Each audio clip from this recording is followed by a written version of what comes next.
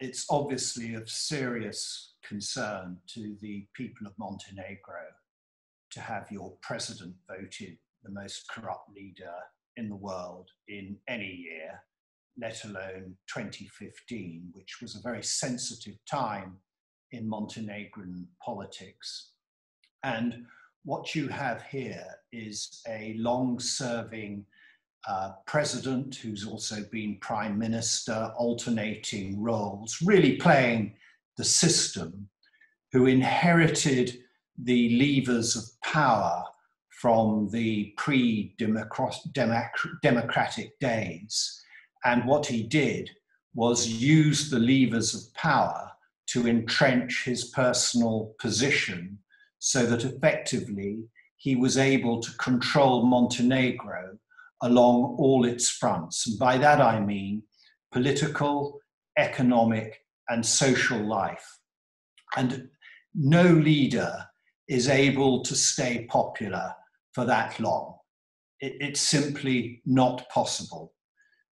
All nations go through trials and tribulations, ups and downs, and people seek change, and leaders lose touch with the people they're supposed to represent. And what you see in Montenegro is a boiling of the issues that surround this president. It's not about whether his policies are good or bad. It's simply this. It's about corruption, which is totally bad. And it's about the people around him being able to benefit from the contracts and deals that the state makes. So the people of Montenegro are excluded from the real choice that they have in relation to who should lead them, because Đukanović has been able to sit on top of the political pile and orchestrate and use the state levers to serve his own ends. And you can see in the Knežević case that once Knežević decided to speak out against him, he reaped the whirlwind. He reaped an attack that was predictable and politically motivated to bring him down and crush him. We see this happening around the world in these former Soviet satellite states, as well as those states that were part of the Russian Federation. And you see that those who inherited the power on the day of liberation, so-called, in fact, use that power to their own ends. And in Belarus, Lukashenko is exactly the same. And you can see how the people have boiled up and risen up against him.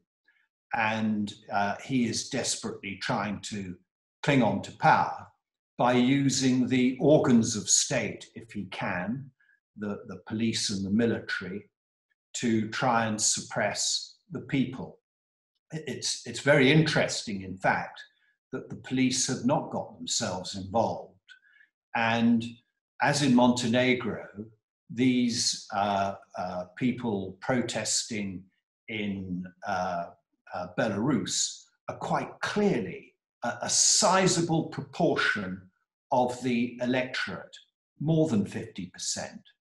And it just goes to show how the accusation that the election was rigged is known. It's known by the people on the streets. That's what they talk about. That's what they understand. And that's what they are now trying to change so that they can have a proper democratic society.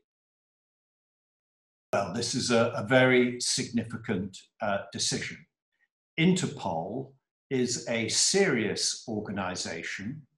It represents the police forces around the world and the states around the world to enable information and warrants to be communicated so that criminals can be arrested. The exception to this is if a case is politically motivated, or even religiously or ethnically motivated. And one of the interesting points is that Interpol, being a police-based organization, examines the complaint against a state that is seeking to arrest someone, and the allegation, it is believed, is based upon political or the other grounds, and has decided that there is merit in that application.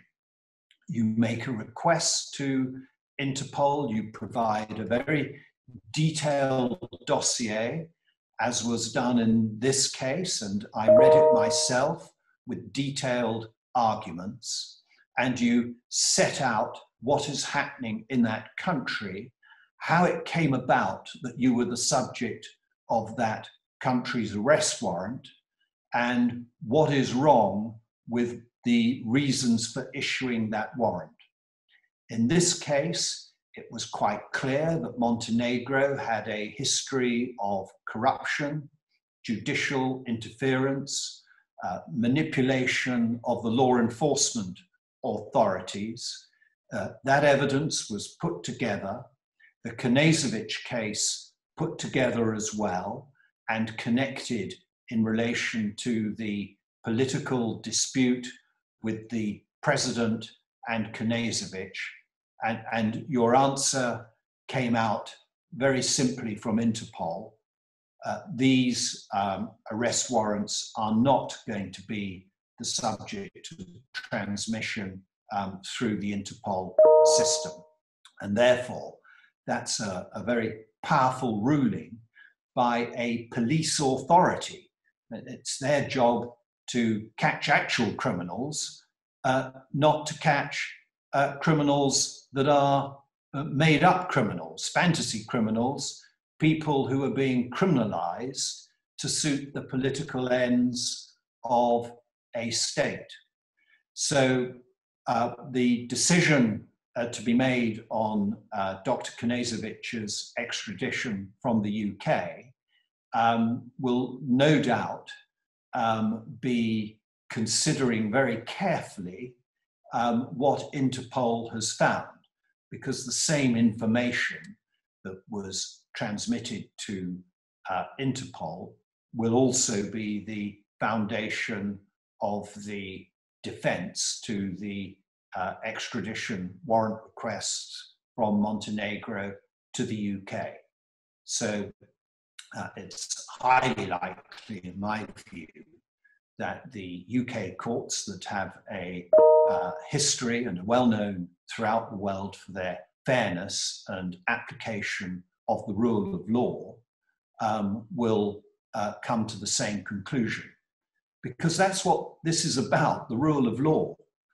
What is being said here is that Montenegro is a place where there is not the rule of law, where warrants can be issued for political reasons and contrary to the rule of law.